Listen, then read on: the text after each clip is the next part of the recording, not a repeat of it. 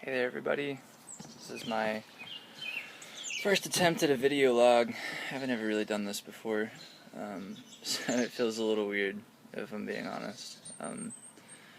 Not really one to be in front of the camera, or to really even know where to start to get my thoughts down. But I guess in this season of my life, there's just been so much on my mind. It's been hard to even really think about sitting down to get my thoughts down, and so maybe this will help me get some of that out there and just talk a little bit. I've tried a couple times to make a live video and it hasn't worked. My internet has foiled me in each attempt. So I'm gonna try it this way instead and just upload a few snippets and try to get some of my thoughts into a cohesive narrative. Yeah, so for those of you who I don't know, and who don't know my story, or at least the last season of my story, and what's been happening recently, I guess I'll start with what happened last September. I was hanging out with a friend in a national forest, and I was driving, and we were on our way home to go to sleep. It was really late. It was like 1:30. Actually, no. We were trying to leave before that, so we left at like 1. But anyway, we were driving. It had been a super long day. At the time, I was working at a therapeutic boarding school, leading like camping and climbing and canoeing trips. So I'd been doing that that weekend, and this was like my time off, and I was just hanging out with this guy who I went to school with, and we were just out tooling around in the creek and whatnot, and I caught this really big crawdad that night. Like it was fucking huge. Like it was probably the biggest one I've ever seen, and I caught him, and that was pretty wild. But anyway, all that's beside the point. We were driving out of the forest, and I came around this corner on this gravel road, and something moved on the side of the road, and it startled me. And I jerked the wheel to avoid it. I tried to like steer the car towards the embankment because there was a ravine on the other side, and with it being gravel and on a curve, I lost control of the car, fishtailed a few times around the curve, and essentially went down the ravine, went off the side of the road down into the ravine. And I remember this real brief lucid moment, where Cody, the guy who was with me, was like, "What the hell is happening?" And I was just like, "We're going over," and like that was it. That was like the last lucid moment, and I lost control over the side, and the car began to roll, and I coherently remember like the first 2 times the car rolled. Everything was still kind of. If you've ever been in a situation like that, you'll understand what I'm talking about, where it goes like almost too fast to grasp onto anything, but at the same time it's like just slightly off. Like there's just this weird, it's hard to classify it really. It's like slow fast motion. It's just like you can process things, but your mind is like, huh. It's just like this sort of moment. And after about that third roll, I lost all awareness of what was happening. I just sort of had this like sense in my head that like all of reality was sort of screaming, or like I don't really know any other way to describe that other than just like there was this noise in my head. But at the same time, like I had this peace. Like it made sense. Like I wasn't resisting it. It was just sort of happening, and I I had this awareness that like this was the only thing that could be happening in that moment, because it's what was happening.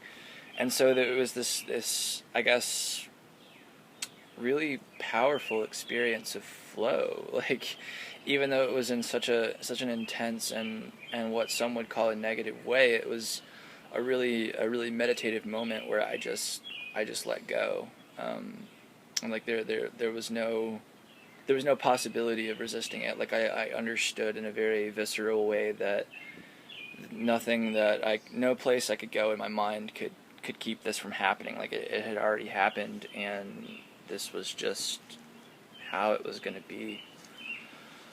And so like I don't even know how many times the car flipped. I guess it was probably somewhere in the like 5, 6, 7 range. It was a lot.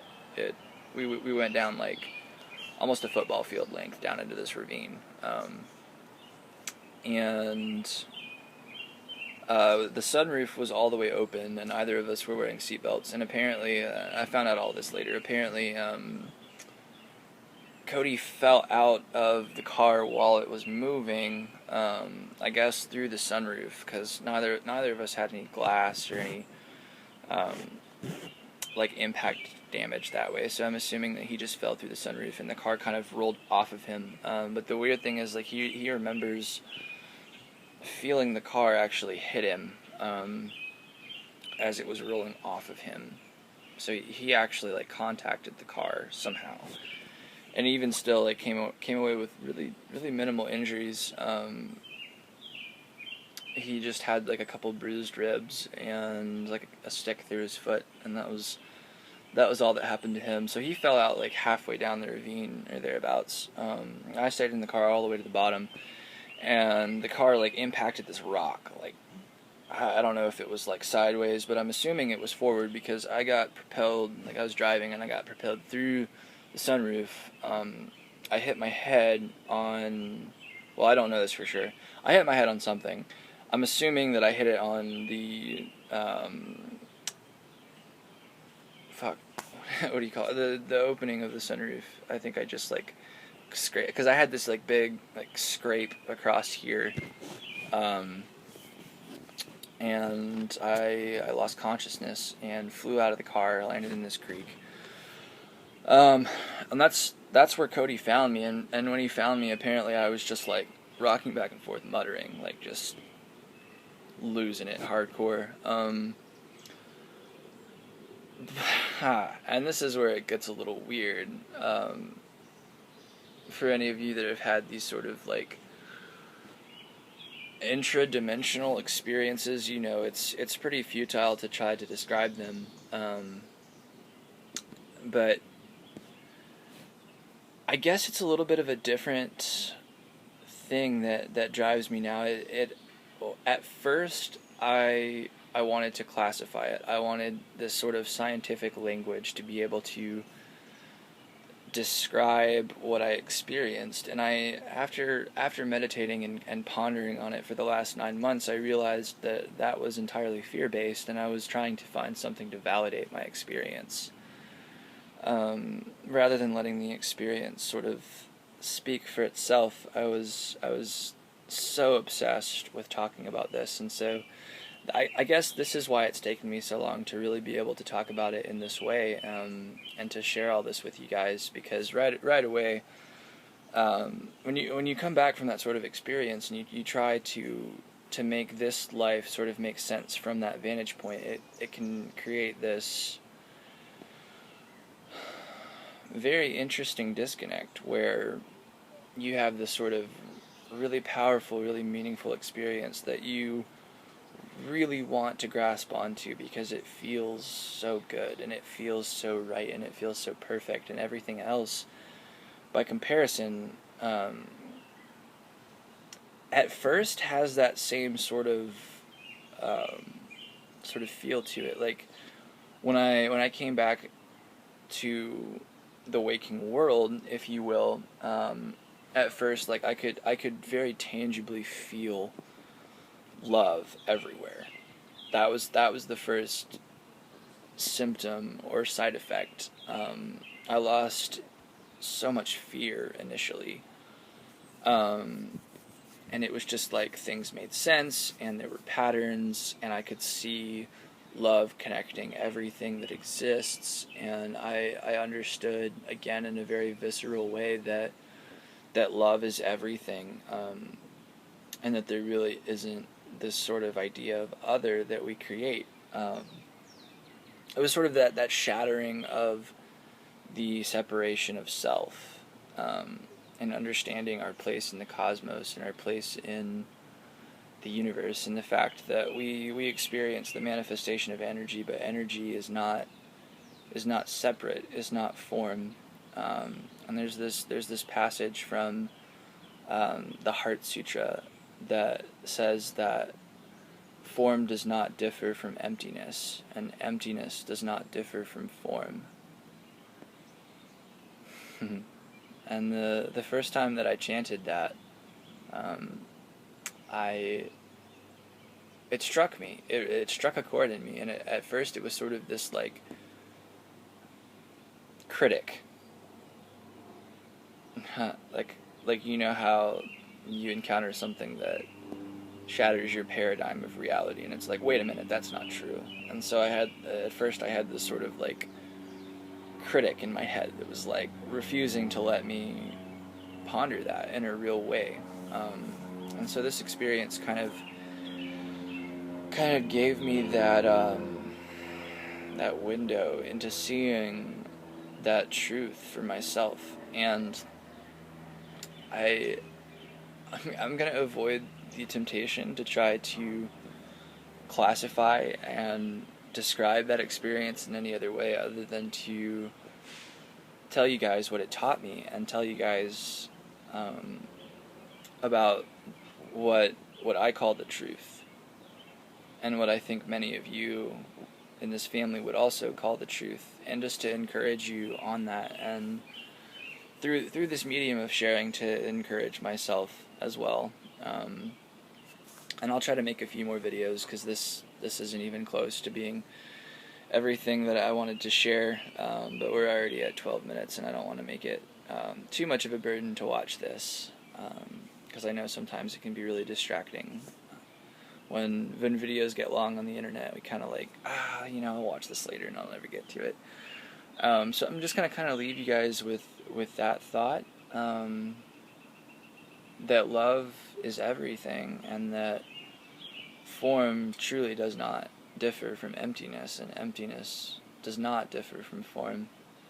We are all one and the same, and we take these different forms largely to be teachers of each other and of ourselves, and we are here to expand and to love and to grow.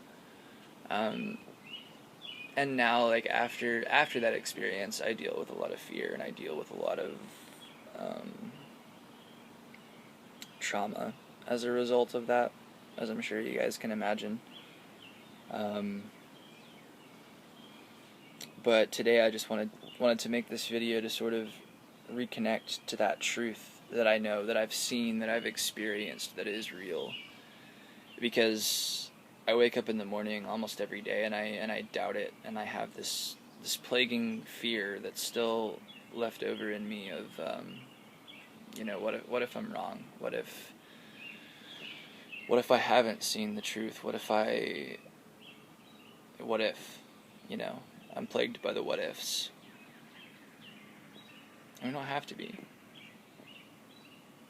Don't have to be. Just be. It's all we have to do. We don't have to have the universe figured out. And it's not to say that we shouldn't think and grow and expand and ponder and wonder and marvel at this mystery called life, because we absolutely should. But we shouldn't see it as something to be grasped. It's just something to marvel at. And there's new marvels every day. There's something new to see and experience and feel and be, even. So I'll just leave you with that. What are you going to be today? Now, what are you going to do today? What are you going to be today? Namaste.